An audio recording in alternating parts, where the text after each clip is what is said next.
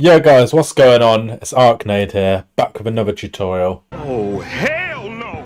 In this tutorial, I'm going to show you how to sidechain on FL Studio with Fruity Limiter. Before we get into the video, make sure to check out my Patreon, which is on the screen right now.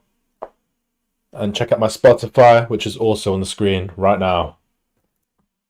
Let's get into it. So the most popular thing to sidechain are kicks and basses. So I'm going to show you how to sidechain a kick and a bass and a sub. So essentially what we're going to do is sidechain the bass channel so that every time the kick plays, the bass dips when the kick is playing in order for the kick to come through the mix. So here I've got my kick sample.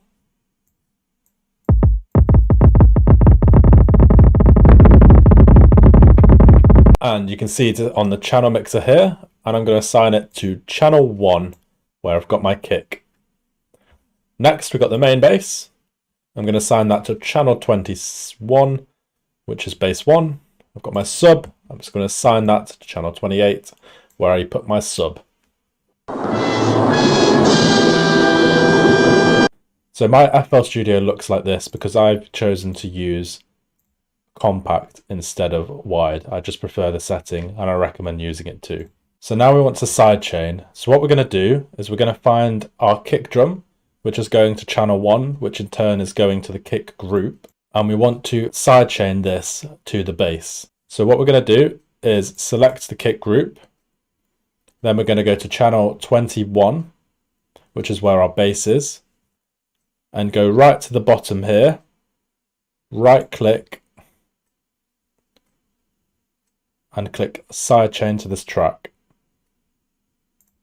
Nice. So now that it's sidechained, select the bass, and we want to add our limiter.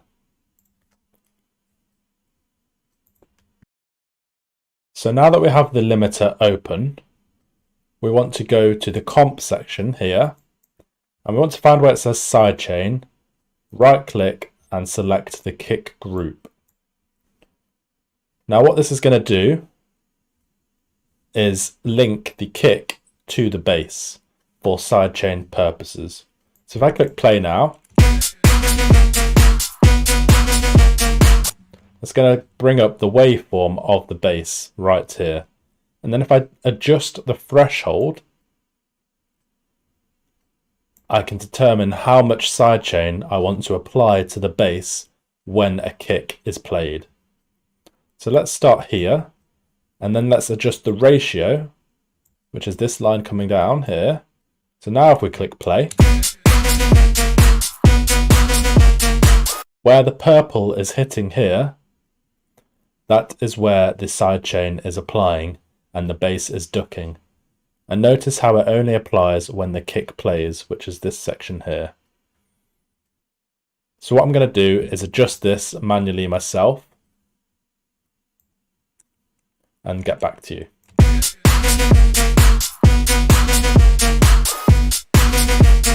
"2,000 years later." So I'm happy with how it's sounding now.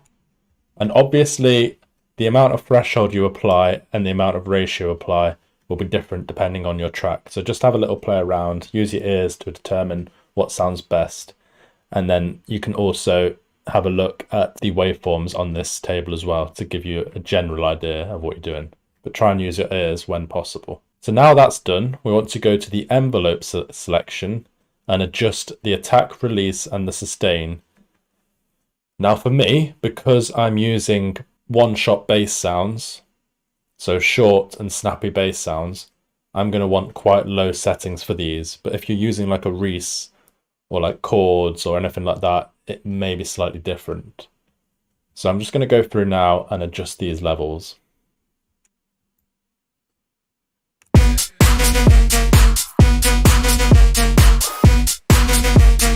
So I've adjusted these to around about the level I think it would work best at.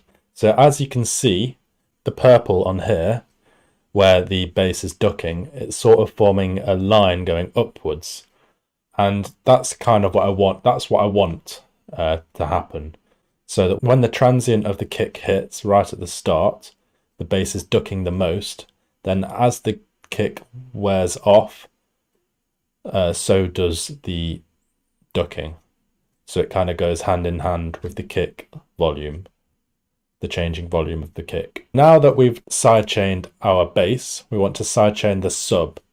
And we pretty much want to keep the same settings for this. So what I'm going to do is go to the plugin here and select the arrow and go save preset as, drag this to the sub.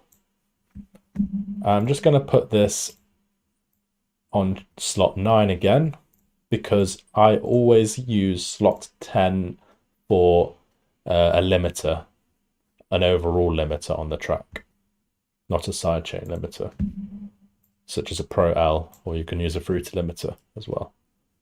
So the same settings should be applied, but it hasn't applied the sidechain setting, and that's because we need to go back to the kick, right click on the bottom here, and sidechain to this track. And then what we want to do is come back to the sub, go back onto it, and now it should be assigned. So if we were to click play now,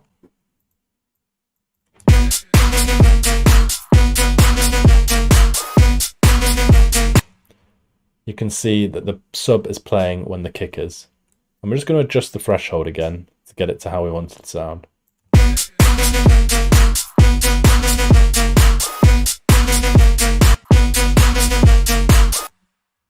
So I'm quite happy with how that sounds now. So what we're going to do now to finish is just compare what it sounds without a fruity limiter, without the sidechain, and with the sidechain. So this is what it sounds like without the sidechain.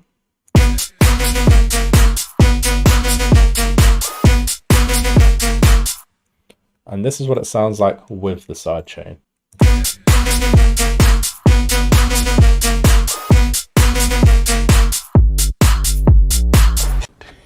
Yeah, boy. So this type of sidechain can be done with pretty much anything. Fast as fuck. You just use the same method and then select whatever it is you're sidechaining.